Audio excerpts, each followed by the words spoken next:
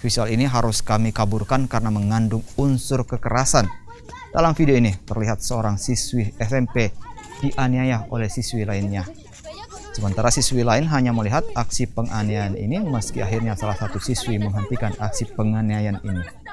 Dalam video kekerasan ini terlihat korban maupun siswi yang melakukan penganiayaan masih menggunakan seragam sekolah. Namun setelah dilakukan klarifikasi, para orang tua siswi mengaku video tersebut hanya konten dan hanya aksi lucu-lucuan. Sementara pihak Dinas Pendidikan Kota Makassar hanya akan memberi teguran dan edukasi terkait aksi tersebut.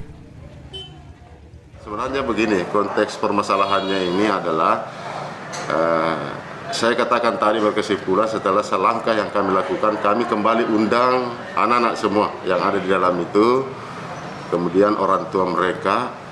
Tadi kami sudah di sekolah, klarifikasi ini persoalan. Nah ternyata saya berkesimpulan bahwa di antara kedua kelahi ini namanya anak-anak.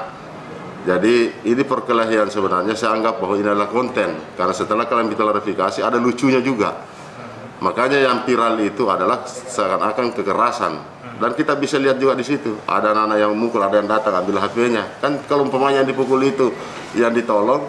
Jadi betul apa yang disampaikan tadi orang tua yang dipukul ini yang saya tanya langsung. Dia katakan bahwa ini ada lucu-lucunya Pak. Sebenarnya karena pada saat cerita anak-anak itu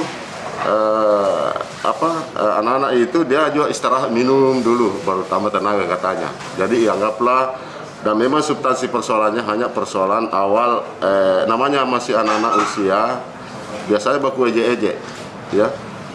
Tadi dikatakan kau itu tepos sekali ya, tidak menerima dikatakan tepos terjadilah perkelahian di area sekolah.